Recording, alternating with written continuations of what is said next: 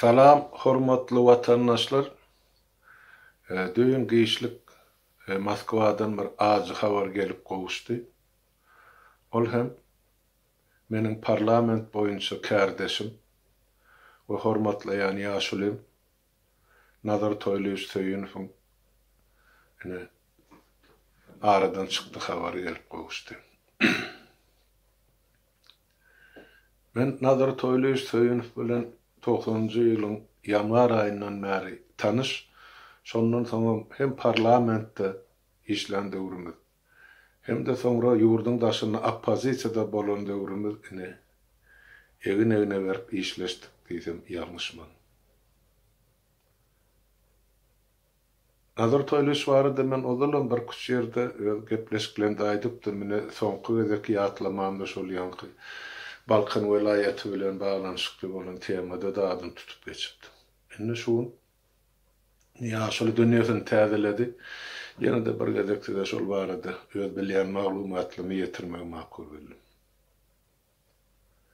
Nazar Toýlyş 1936-njy ýylda Balkanda dogulan, soňra orta bilim alanyndan soň gidip Azerbaýjanyň paýtagtyna institutu gutaryp şol ýerden geolog bolup Türkmenistana dolanyp gelýär.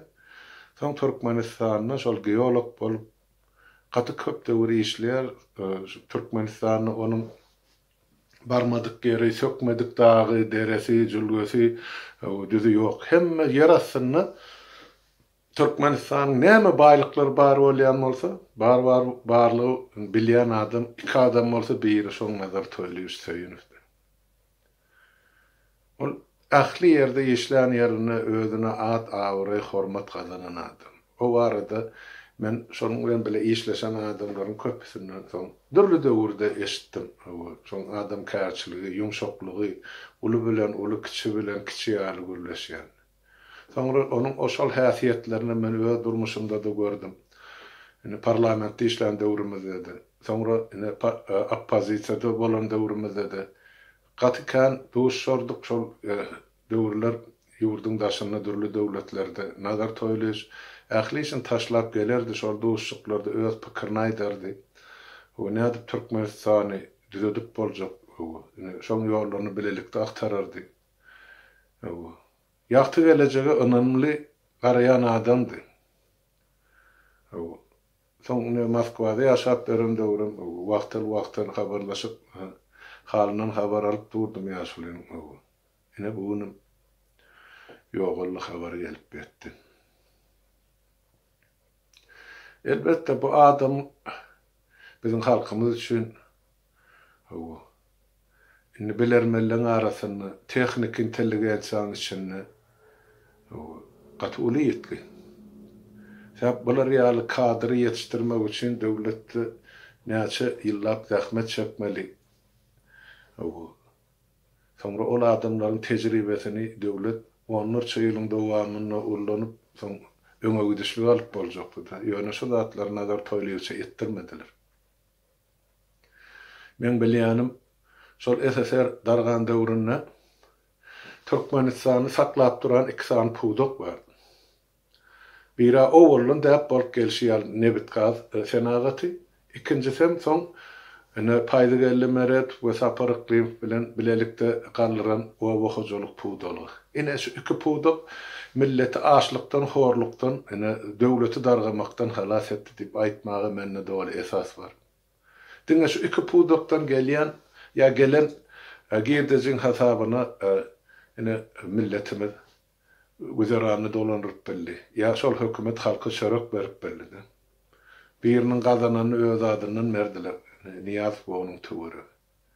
Soňra olam gerek bolmadyk wagty şu üç adamy ýurtdan edip çykararlar. Nazar Toýlyş başda parlamentde de gaty kän teklipler girdi bilişlen döwrümüz. Döwleti ykdysady taýdanaýyl ösdürmek barada. Nazar Toýlyşiň gaty eden teklipleri Nebit gaz emesini pudowna sürmekde, girdejilerini atyp almak barada, halkara şertnamalar, öz başlyk baglaşmamyzyň zerurlugy barada, çykyşlary bardy, haýyşlary bardy. Emma Niyaz bilen Açırçov ol ýaşula etçe işlerini ettirmediler. Doğrusunu aýtsam. Şon üçin ol mejbur boldy watan taşlama. Eger de tarihi ýygyny gaýtaryp getirsek, 1985-nji ýylda dolanyp gelsek, şol döwür bizim Türkmenistanyň Kommunistik Partiýa da döwleti dolanýar. Onun birinci sekretary Muhammed Nazar Gapurowdy. Ol ýaşylym 1922-nji ýylda dogulan, 85-nji ýylda olayım 63 ýaşynda olan adam. SSR'de orta 60 ýaşdan soňra 62'den soňra ýokardaky oturan adamlar pensiýa uğra diýerler saglygyna görä. Men bilemek Muhammed Nazar şun ömesi saglygy barmydy, ýokmudy, näme sebäpden on pensiýa uğratdylar, öňde soňda uruşa gatnaşan adam. Ya başga sebäplere görä, işinde kemçilik tapylyp. Gara şon aýyrmalyň karara gelinipdir Moskwada. Ondan onun ornuna şol döwür Türkmenistanyň ministrler sowetynyň başlygy bolup işlän Garrif Çar Söyünow bardy.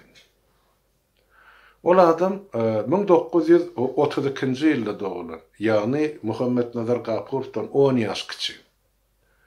Diýmek şu 53 ýaşynyň içindäki adam şonuň ornuna gelip Türkmenistanyň Kommunistik Partiýasynyň birinji sekretary, emma şu sada Türkmen dili bilen aýdymyzda Türkmenistanyň hojaýyny bolmaly. Ine şuň konu lellemýärlik bolup oturan adamyň ornuna. Şol döwür diňe kompartiýada ýöre diýýärdi da ýurt. O obrazlaryny aýtsak ine şeýle. Şol bolmalydy, emma onuň ornuna ýa-ni ministrler sowetynyň başlyklarynyň ornuna şol ýa-ni Garrif Çar Söyünow ornmasary bolup şol döwür işlän Nazar Toýlyň Söyünow gelmelidi. Nazar Toýlyň şol döwür ýagny 85-nji ýylda ol görýäňmi Garrif 32-nji ýylda dogulan, Nazar Toýlyň ondan 36-njy ýylda dogulan. Ine ýani 50 ýaşyda olan adam. Ol ministrler sowetyna başlyk bolmalydy. Ýa-ni Garrif'in ornuna. Garrif'a geçýär ýemen ornuna, Gapurow'un ornuna, Garrif'in ornuna da Nazar Toýlyň Söyünow geçmeli. Ýöne muny Moskwada ine bulaşdyrýarlar. Ol aňyrda Moskwada şu Niýazyň aýalynyň üstü bilen Niýazy teklip edip başta getirdiler örneğini. Ministrler sowetyna başlyk edip koydular. Bir näçe aýdan soň Gapurow pensiýa uğradyp, onuň ornuna Niýazy saýladylar. Ministrler başlygynyň emesine de ýeme geldi. Edir saýlaw Hoca Muratov geldi. Hoca Muratowdan soňra 90-njy ýylda ýa-ni Han Ahmetow. Bärde aýdylmalyda egerdi. Şol 85-nji ýylda aýdyl Garrif Çar Söyünow. Olam ýemede ýa-ni kär boýunça ýa-ni nebetçi inžener öde Moskwanyň ýa-ni Nebet institutyny gotaran şeýle akylly adam. Ikisem texniki işgär, texnokrat diýil ýani. Garrifam Nazar Toýlyň Söyünow onun daşgaryna on ornmasary bilen bolmaklygy bilen daşgary Nazar Toýlyň şol döwür şuň kuň dili bilen aýsak Türkmenistanyň içeri işler ýanky daşary işler ministrligine de ýol başçylygy edýärdi. O döwür bizde ministrlik ýokdy da, bölümi bardy. Departament diýen ýani.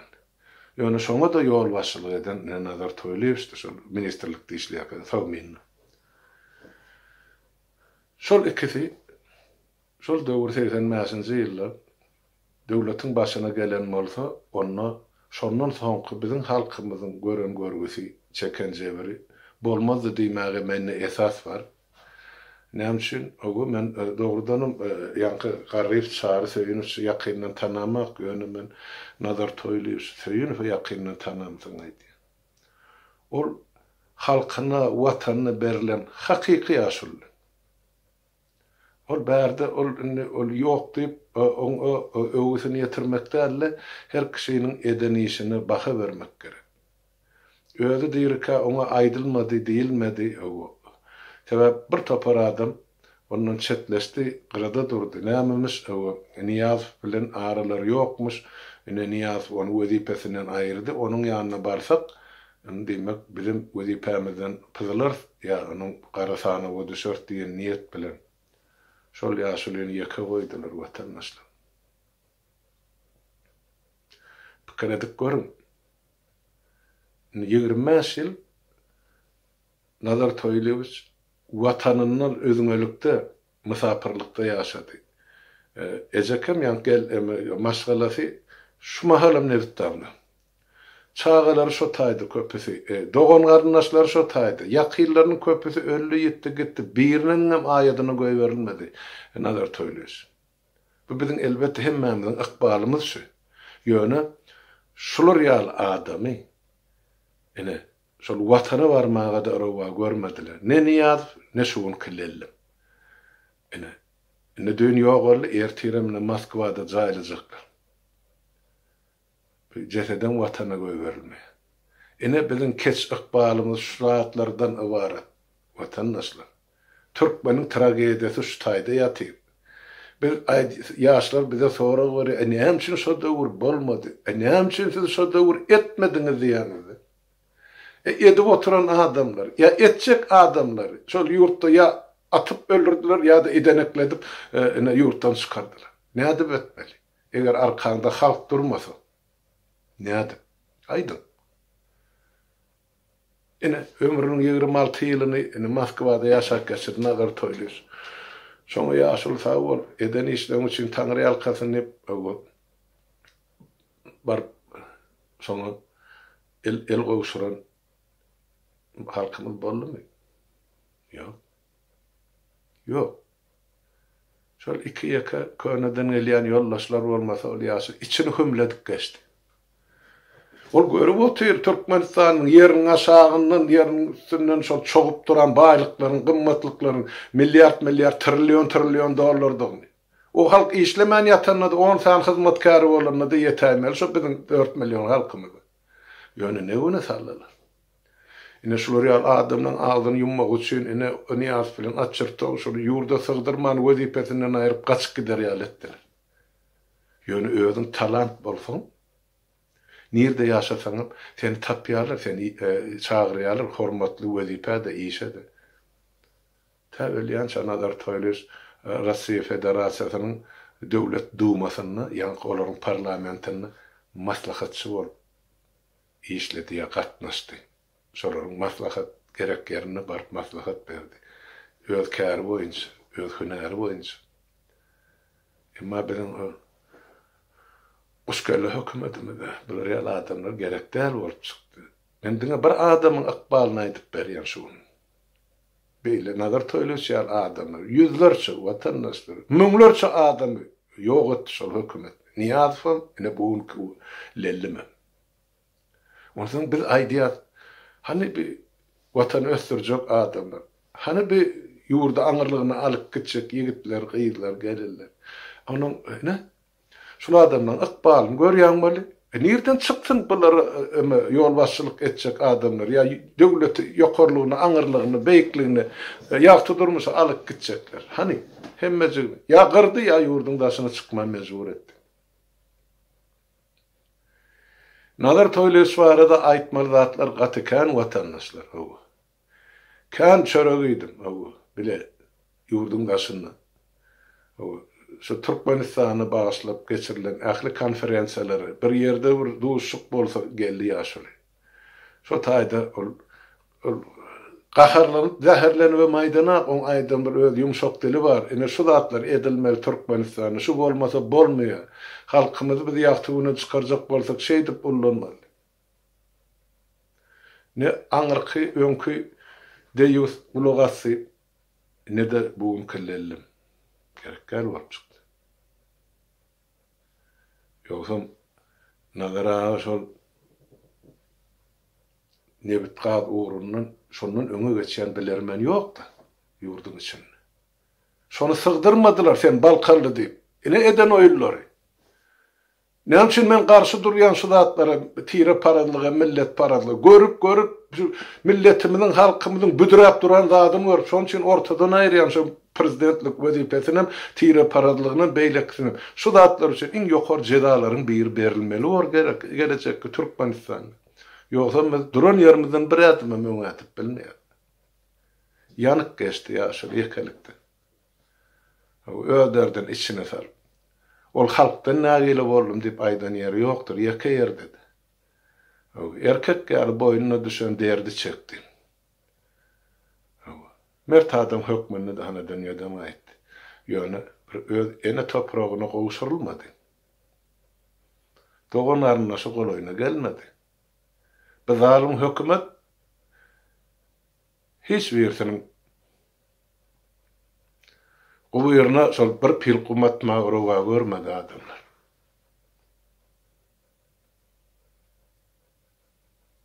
Yok ol bolar bu durmuştur. Her kişi bir yola bilip düşenler, düşmeli yerine.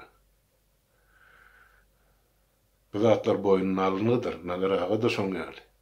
Yani şular yal adam dünyadan gaydan bir asmanın bir ullokan yıldız oğupurlup gaydan yal oluyordu. O zaman masanlar kendine bir halk anırlığına alıp gidecek adamlar. Diri alıp verin, diri gelip verin. Şol örejinden aman tutup. Ne bu nazar toyluyor uçamıyor. Katkan halkara urmalarda eden teklifler, yurdun içinde, parlamentte, işinde, ulu bilen ulu, kiçi bilen kiçi. Şeyle bir göğüne çıkar adam. Şimdi bugün kıynasagam yok, naramızda nazar toyluyoruz. Vatan elbette gaytçıktı o. Neçe dedik benimle gülleşen ait. Hüvvet bilen gaydar bırak vatan mı? Neçe yıl olur toprağımı görmem. Yani olmadı. Şimdi ne bütüne? İri yarasın, zayi cennetten mi olsun nimet galiyemeden. Başka diyebilecek, edebilecek işimiz yok. Nazar toyluyuz. Allah rahmet etsin. Zayin cennetten mi olsun? Benim razı var.